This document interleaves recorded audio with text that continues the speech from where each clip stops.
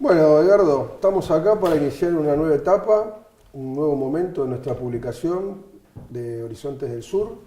una nueva modalidad que estamos tratando de llegar desde otras vías a nuestros lectores, a nuestros seguidores, y que, bueno, viene a montarse en estos momentos que tal vez no haya tantas posibilidades de comunicarse, tantas posibilidades de poder transmitir ideas, y buscamos un lugar, por lo que hemos trabajado con nuestro staff, donde poder estar más relajados y poder hablar y poder ayudar a reflexionar sobre lo que está ocurriendo en el país, ¿no? Así es, sí. Sí, yo creo que las iniciativas políticas, como se trata en este caso de Horizontes del Sur,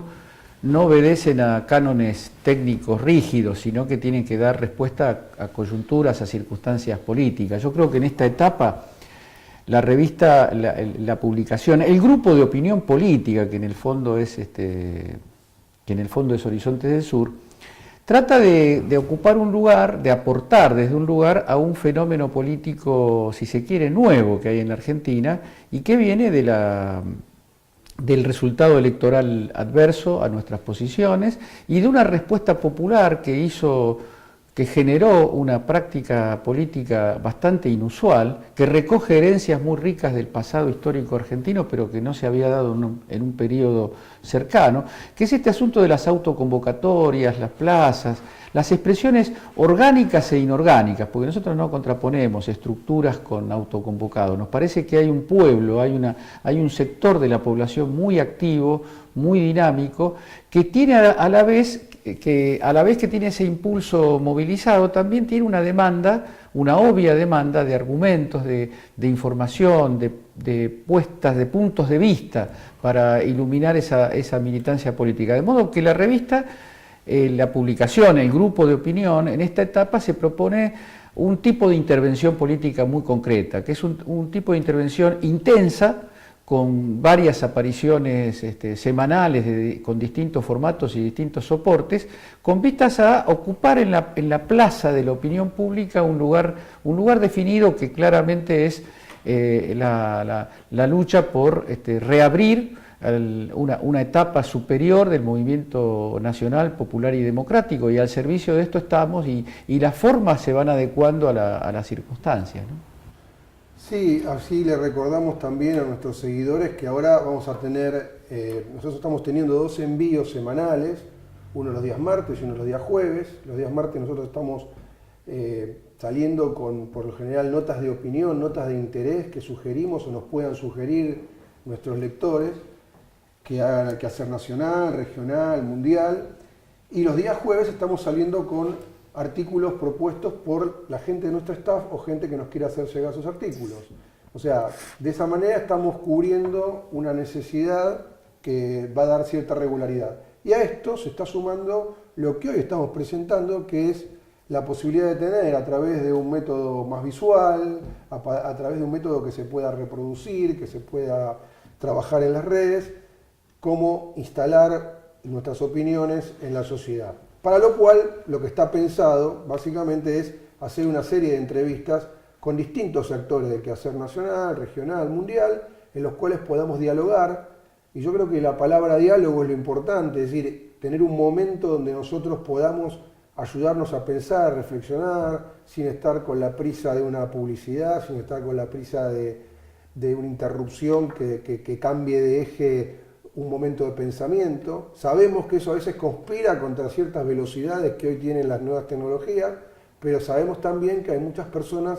que esto le puede interesar. ¿Vos creés que hay una necesidad en nuestros seguidores, hay una necesidad en la gente de poder escuchar en esos términos un mensaje político? Sí, yo soy un creyente de esas formas y como vos decís no las considero, no considero la práctica de un espectáculo intelectual, digamos así, opuesta a la dinámica, al ritmo, a las formas propias de la comunicación de la época. Todo lo contrario, a mí me parece que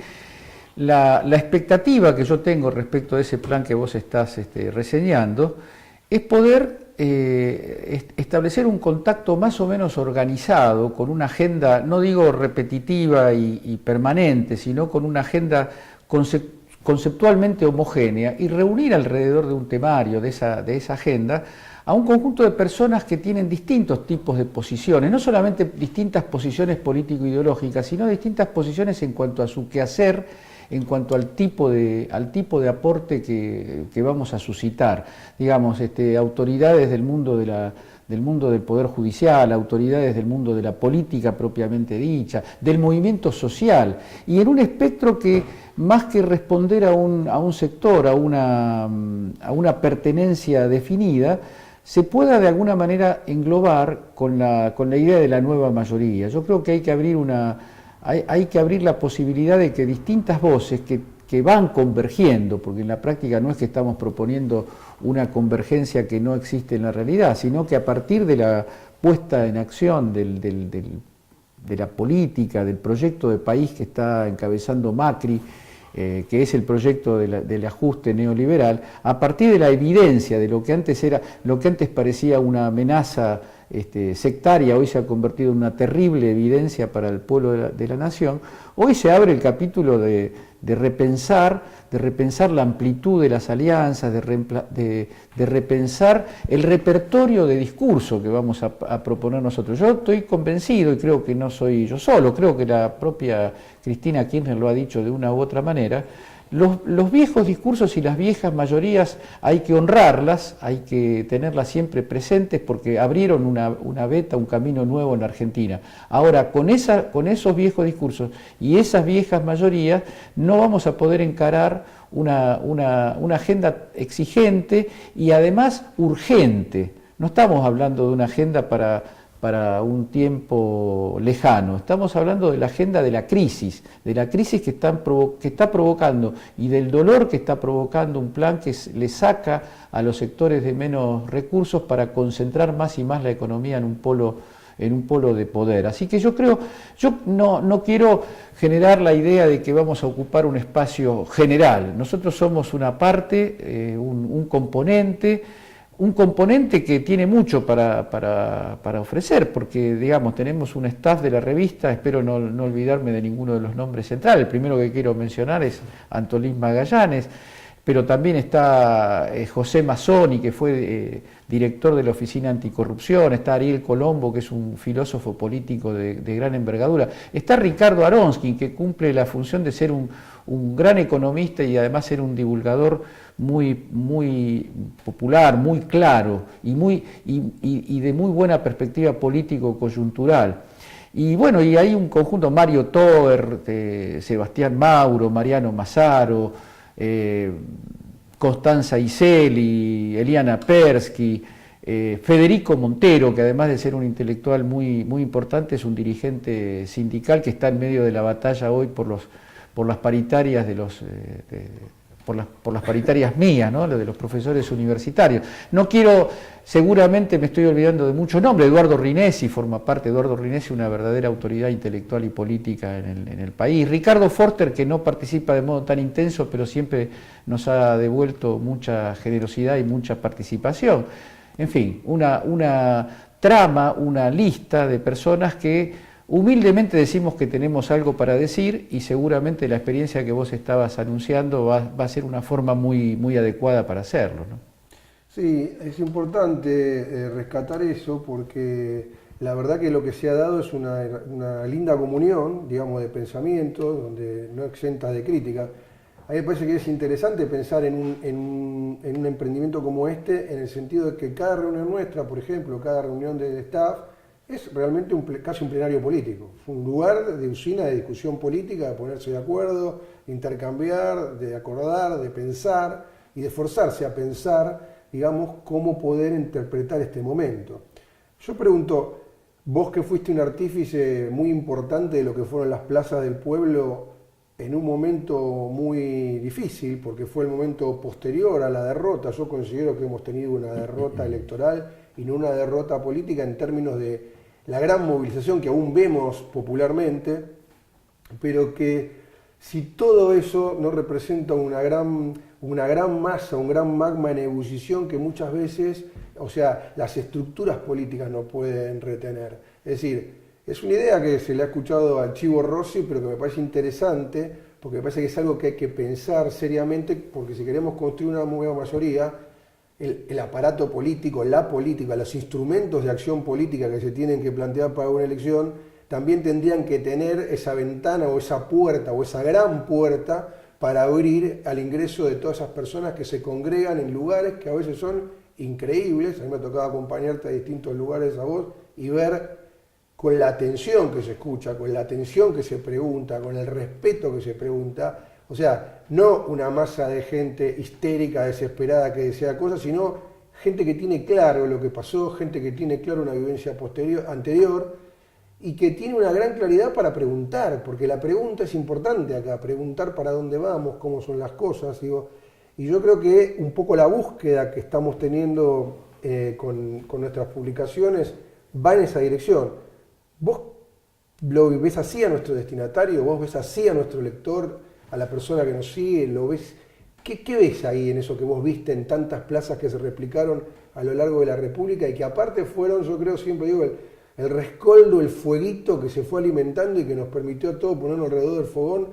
y poder volver a estructurar política? Porque hemos visto apariciones sorpresivas como fueron la de la gente que se autoconvocó para la segunda vuelta de la última elección. Yo creo que hoy también pasa eso, lo he visto en muchas de estas reuniones. Entonces digo, esa gente tiene que estar encuadrada en una matriz política, esa gente puede estar construida en un proceso más hegemónico que tenga que ver con partidos políticos e instancias como esta. Un poco es plantearte eso, o sea, cómo pensamos ese destinatario de lo nuestro. Totalmente de acuerdo, y además yo creo que ha sido un episodio, una etapa, ha sido y es una etapa política muy enriquecedora. Yo la vivo con mucha gratitud, y tu propia descripción de las cosas me ahorra exponer también que para mí fue un impulso de fe y un impulso de obligación política, en el sentido de que yo siento que tengo que estar ahí, y creo que desde el verano de 2016 gran parte de mi agenda está pensada alrededor de esa tarea. Yo creo que vos planteás un problema muy interesante y que no tiene una respuesta muy sencilla, pero algunas cosas se pueden decir. Las estructuras políticas tienen, como su nombre lo indica, un orden interno, un sistema de responsabilidades, unas rutinas institucionales, si vos querés, que son muy importantes y deben ser defendidas contra viento y marea, porque la política también tiene un segmento de actores que tienen que tener compromisos claros y tienen que también distribuir recursos institucionales para poder pesar en la arena de lo que es la política superestructural, si vos querés. Ahora, yo no me preocuparía mucho esto que dice el Chivo Rossi, que hay más militancia kirchnerista fuera de las estructuras que adentro. Uno puede tomarlo, y de hecho tiene dos significados contradictorios, pero que pueden ser asimilados. Por un lado, es una demanda, es una especie de crítica constructiva a las estructuras para que se dispongan a recibir con más amplitud, con más inteligencia, con más generosidad el aporte de personas que no tienen la misma rítmica militante que los que forman parte de esas estructuras. Pero por otro lado también hay que decir que está muy bien que los grandes movimientos de masa, los grandes movimientos populares, en la Argentina, para decirlo con nombre y apellido, el peronismo, nunca ha sido una fuerza que solamente se sostuviera de sus estructuras políticas, partidarias. Fue una estructura movimentista, fue una estructura que le dio mucha cabida desde ya al movimiento obrero organizado, pero también a las expresiones populares que no tienen, que no desembocan cuya actividad no desemboca necesariamente en las listas de candidatos o en las internas partidarias. A mí me parece que la frescura de un movimiento político está dada por esa dialéctica entre estructuras muy flexibles, pero al mismo tiempo una capacidad de movilización de personas que acaso nunca formen parte de estructuras regulares. Y me parece que esa riqueza es la que hoy está en juego. Ojalá la podamos ver, y creo que de eso también, por lo menos en lo que a mí respecta, creo que tiene que hablar este sistema que estamos poniendo en marcha,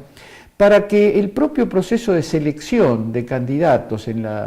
para las próximas elecciones no esté tan cerrado en los debates respecto de nombres conocidos, de personas muy, muy respetables y muy queridas por todos, pero que a veces agotan en una porción muy chiquita de esto que es un gran movimiento político, se agota ahí en el momento de tener que abrir una verdadera propuesta innovadora, una verdadera propuesta de refrescamiento, digamos, de la política. Yo creo que hay que mirar mucho la experiencia de los dirigentes sindicales, la experiencia de los dirigentes estudiantiles, la experiencia de los comunicadores, la experiencia de un conjunto de personas, de miles y miles de personas, que son las que en gran parte animan este movimiento de las plazas y de los locales abiertos, pensar en que ahí hay una reserva muy poderosa que nos puede ayudar a dirigirnos al conjunto de la población de una forma más suelta, más libre de prejuicios, más abierta a lo nuevo, más plural, más tolerante de la diferencia. Yo creo que eso, el dispositivo Horizontes del Sur trata de aportar ahí, trata de dialogar con esas mujeres y con esos hombres que a veces no les es fácil adaptarse al circuito de las estructuras políticas, sino que necesitan un tipo de actividad con otro tipo de motivación y sin una carga de organicidad que no para toda la gente resulta adecuada, ¿no? Sí, es verdad. Yo creo que también hay una percepción de eso y creo que es hacia lo que apuntamos con nuestro staff, con nuestra revista. Yo creo que la idea de poder acercar elementos para poderlos trabajar, tal vez hay una didáctica, una pedagogía política, algo que instalamos con este accionar. No digo que somos la verdad revelada, digo que somos un grupo que reflexiona, que piensa y que ayuda a pensar, digamos. Pero me parece que yo lo he visto y a mí me da una profunda emoción a veces ver locales que reproducen pequeños videos de conferencias, de situaciones, y creo que poner esto al servicio de esas situaciones ayuda mucho. O sea, hoy tal vez las cosas han cambiado y este tipo de medios ayudan para poder buscar otra manera, otra metodología de poder participar y poderla multiplicar. Entiendo que no todos van a poder ver una charla de Zaffaroni en todo el país todos los días, pero tal vez sí nosotros podemos ayudar a que esa charla esté presente y que un grupo de compañeras y de compañeras puedan debatir en función de ese elemento visual que se les puede estar acercando o puedan debatir a través de los artículos que se presentan en la web. Es decir, cumplir con los objetivos de una revista política. Todos sabemos,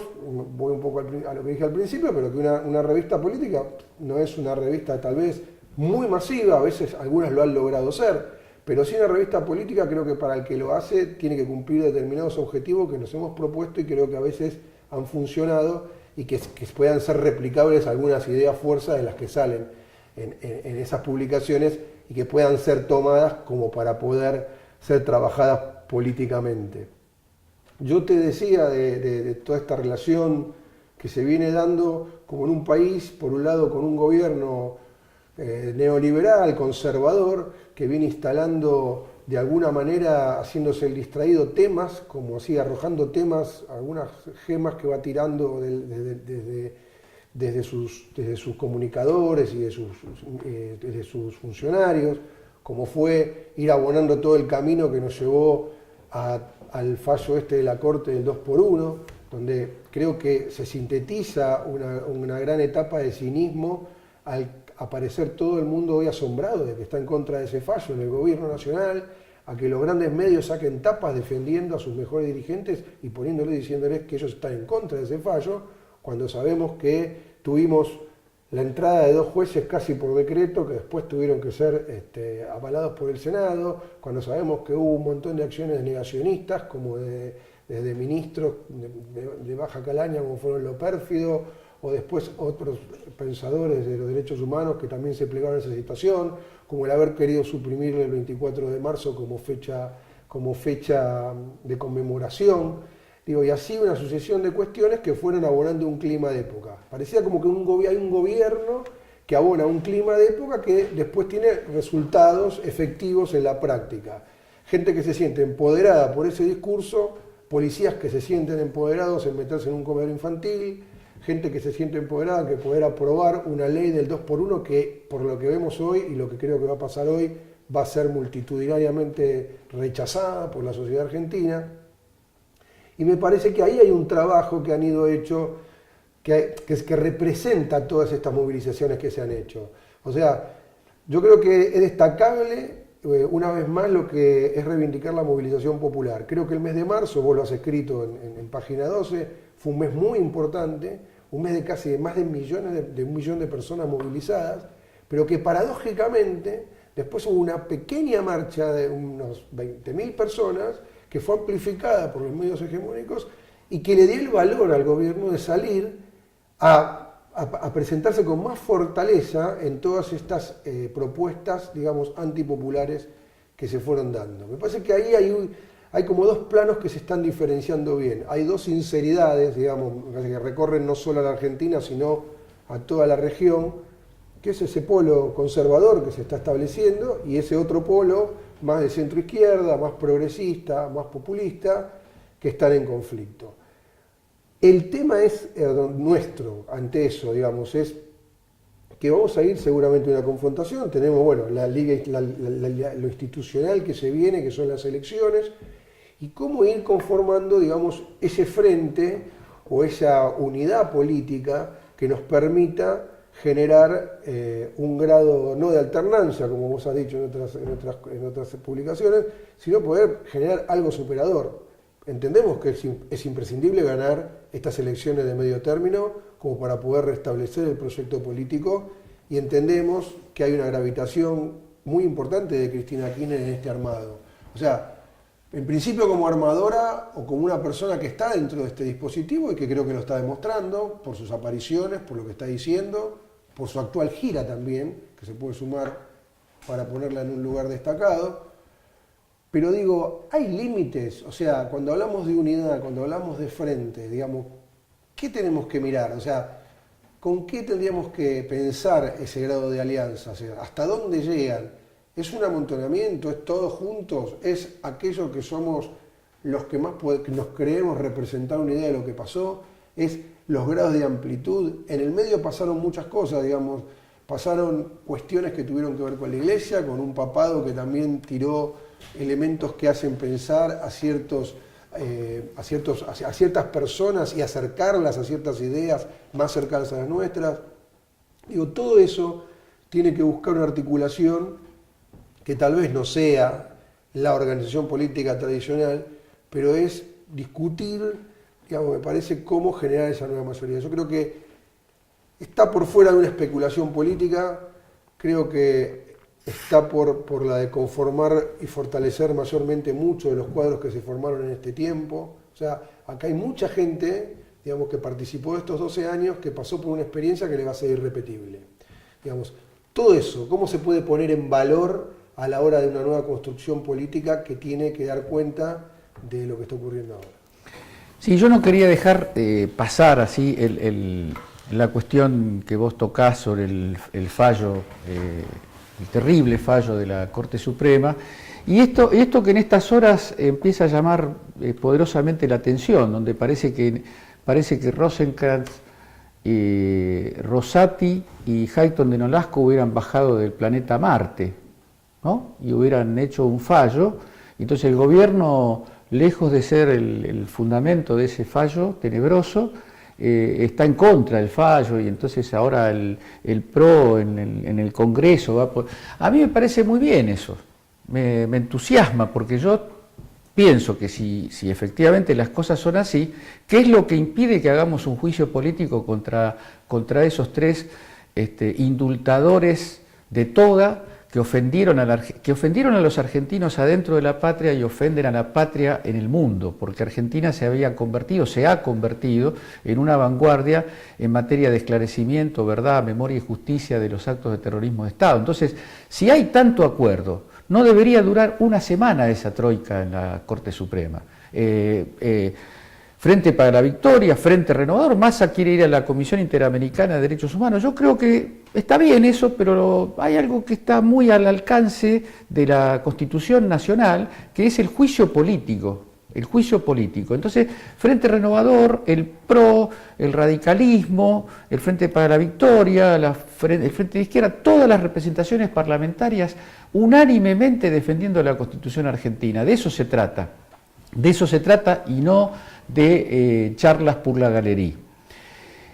Y aprovecho este modo de entrar en la cuestión que vos propones, porque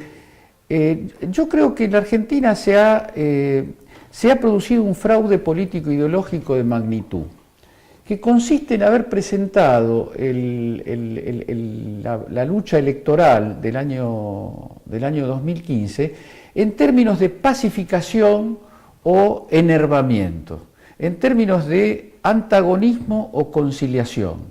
Palabras todas que cuando uno sabe manipular las palabras y además tiene una maquinaria formidable para hacer de esa manipulación una esfera incandescente que funciona todo el día a pleno, tienden a generar una falsa disyuntiva,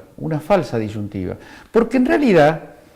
en el tema de los derechos humanos, en el tema de los juicios a los represores, no hay solamente una remisión hacia el pasado, no hay solamente un problema de hacer justicia hacia el pasado, hay un problema de mostrar la naturaleza del viejo conflicto político argentino, que pudo haber estado más silenciado en alguna etapa o más febril en otra, pero que no deja de ser la misma cuestión que en algún momento suscitó la idea del empate hegemónico, esa idea de que el proyecto industrial, inclusivo y soberano no alcanzaba a tener las fuerzas suficientes para construir un gobierno duradero o un proyecto político duradero, y por otro lado tampoco las fuerzas de los poderosos globales y locales, de los grandes terratenientes, de los grandes monopolios, podía evitar que el pueblo metiera la cola e hiciera fracasar los proyectos que duró décadas ese empate. El empate me refiero a la situación donde el peronismo no lograba colocarse porque había una fuerte influencia de los sectores conservadores de la política que por vía de la proscripción y la persecución lo aislaban, pero tampoco los que resultaban beneficiarios de ese proceso ilegal, proscriptivo, represivo, podían construir gobiernos duraderos. Pareció que la dictadura cívico-militar había desempatado. Y a tal punto pasó eso, o pareció que pasaba eso, que los propios gobiernos de la democracia, con intentos en algunos casos interesantes, pero a partir del 89 con una franca recuperación del proyecto neoliberal, daba la impresión de que ese ciclo se había terminado. Y como suele ocurrir, las crisis ponen fin a las ilusiones. Y la crisis del 2001 fue un gran parteaguas de la democracia argentina. ¿Por qué? Porque dejó planteada la cuestión de tal manera que empezó a reaflorar el viejo antagonismo. Y el viejo antagonismo fue puesto en escena por Néstor Kirchner y por Cristina Kirchner, y particularmente a partir de la crisis con las patronales agrarias de 2008, rigió durante todo un tiempo, sigue rigiendo y todo indica que va a seguir rigiendo la lógica de la política argentina. Lo que se está discutiendo alrededor del fallo de la Corte no es otra cosa que lo que se está discutiendo sobre la apropiación de los grupos económicos locales y multinacionales de la economía y de la sociedad en su conjunto que se ha puesto en marcha a partir de diciembre de 2015. Este gobierno de CEOs, de personas que tienen la lógica y los objetivos y el plan, que más que ser, como suele decir Leopoldo Moró, más que ser un plan económico, es un plan de negocios. Ese plan de negocios hecho descaradamente, hecho sobre la base de la manipulación de la opinión pública, hecho sobre la base de delitos porque lo que hizo Macri, cuando Macri y Macri firman, de un lado Macri y del otro lado Macri, firman el acuerdo por el correo, eso es directamente un delito. Está bien que ahora la Oficina Anticorrupción es una oficina de protección de cierto tipo de delitos. Pero entonces, quiero ir al núcleo de la pregunta. El verdadero antagonismo político de la Argentina separa a un 80-85% de los que vivimos en este país, trabajadores, estudiantes, profesionales, científicos, docentes, pueblo en general, los afectados por los tarifazos, los afectados por la baja de salario, los afectados por el endeudamiento que nos va a sacar parte de nuestro que apunta a sacarnos parte de nuestro patrimonio nacional, ese 85%, 90% por un lado, y el núcleo más duro de los que aprovechan el estado de cosas para concentrar la riqueza como se está dando en el plano mundial, pero en la Argentina de una forma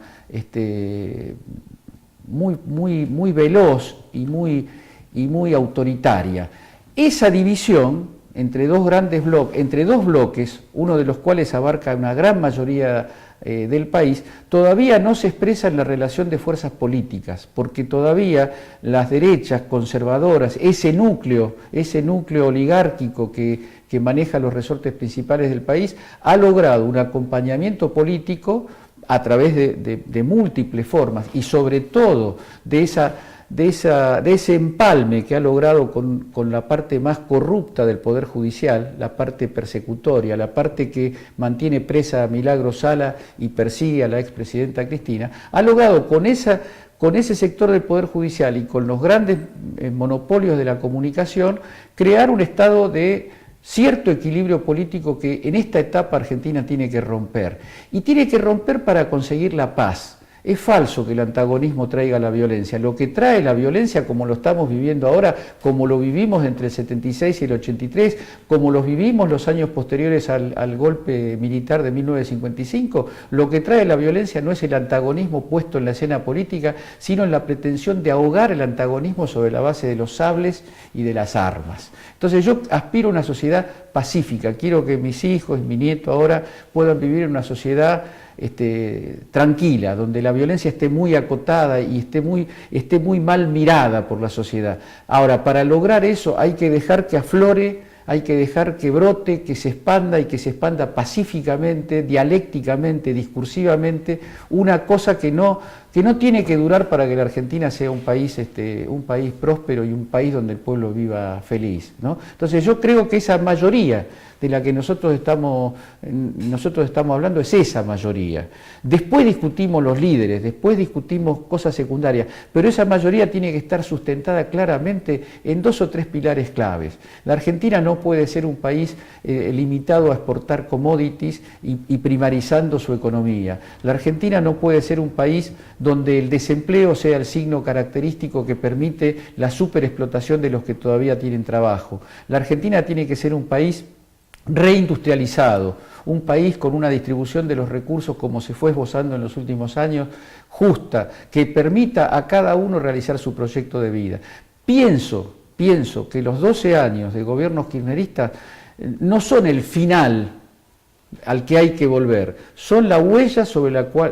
cual hay que colocarse para seguir desarrollándola, ampliándola y consiguiendo finalmente una relación de fuerzas políticas que haga de una vez por todas irreversible un camino de una Argentina independiente, soberana y con justicia social para sus habitantes, ¿no? Sí, muy bien. Para nuestros amigos, para nuestros compañeros, para los que nos sigan, creo que este es el espíritu que les queremos presentar de la publicación que vamos a hacer, de los envíos visuales que también vamos a hacer y que espero que puedan servir para aportar en esa línea al debate y que para que ustedes lo reproduzcan, para que lo utilicen, para que lo lleven a sus casas, para que se junten en el living a verlo con sus amigos, para que lo lleven a los locales partidarios, a las unidades básicas, a los comités, a donde haga falta poder llegar con la discusión. Este va a ser un aporte más que queremos hacer desde Horizonte del Sur y bueno, establecer esta ida y vuelta que nos permita trabajar en esta línea. Nosotros queremos también un país de paz, un continente, una región de paz, que también sabemos, porque en estos últimos 12 años que hemos pasado, fue, creo, algo increíble lo que ocurrió, que fue tener un continente pacificado, a excepción, con la única excepción que nos quedaba, que era el tema de Colombia, y que fue terminado de resolver en Cuba el año pasado, cuando muchos se reían, cuando muchos no creían, cuando incluso me acuerdo el presidente Néstor Kirchner hizo esa experiencia de ir a la selva, y todos lo miraban como algo cómico, que no iba a pasar, y bueno, todos esos artífices juntos, todos esos artífices que tuvimos la suerte de tener en estos 12 años, empujaron para que haya variedades de acuerdos multilaterales, variedades de acuerdos económicos y sociales, sanitarios, de alfabetización, de apoyos a gobiernos que institucionalmente estaban débiles. Eso fue una red que se conformó, yo creo que esa red tiene una memoria, yo creo que en la sociedad esa red ha quedado conformada y es la que va a buscar esa paz. Yo creo que lo que se va a expresar hoy en el 2x1 o en el repudio a lo del 2x1 es ya un primer nivel de una malla que se extiende mucho más allá de lo que querramos en lo que participamos nosotros, y que es ese sustrato popular que ya se mantiene y que hay cosas que no quiere cambiar. Así que con esta presentación queríamos hacer... Una sola cosita. Sí. Tenemos que defender esa paz en Venezuela, porque el imperio está provocando situaciones de terrorismo político, que todos sabemos qué signo, qué sentido y qué propósito tienen. Así que más allá de las diferencias, de las cuestiones que podamos discutir con el gobierno y con el pueblo venezolano, creo que hay que hacer respetar la democracia en Venezuela y que se vayan todas las fuerzas que están tratando de oscurecer el proyecto y la situación política venezolana, ¿no? Sí, eso es central, creo, muy bien la acotación de Eduardo, porque creo que es lo que vino creo que es lo que estamos demostrando, de que la paz posible que tuvo la región, la paz posible, porque la paz no en un concepto liviano, sino la paz profunda, la paz que ayuda, la paz que construye, la paz que saca el hambre, la paz que genera trabajo, que da posibilidades, esa fue la paz que tuvimos. Obviamente que yo creo que esa paz a muchos no les ha agradado y es preferible volver a tener un continente balcanizado, un montón de republiquetas anarquizadas, como diría Bolívar, y un montón de trabajos que están haciendo que algunos sectores empiecen a mirar a sus vecinos con desconfianza, como esta política de arme que está proponiendo el presidente Macri. Pero pensar Venezuela es muy importante, porque Venezuela ya es como un territorio casi que no tienen territorio, es como una nube virtual donde hay 1 millón de operaciones mediáticas que se están transmitiendo por todo el mundo para demostrar que eso tiene que acabar y para no pacificar. Entonces, con estas reflexiones que les queremos dejar por ser el primer envío y para hacer nuestra primera presentación y presentarles, redundantemente les digo, la nueva actividad que vamos a llevar adelante, nos vamos a seguir encontrando con una serie de diálogos, de los diálogos que propone Horizontes del Sur, y con una serie de actrices y de actores que también tienen mucho para aportar y para decir y que espero que puedan aprovechar.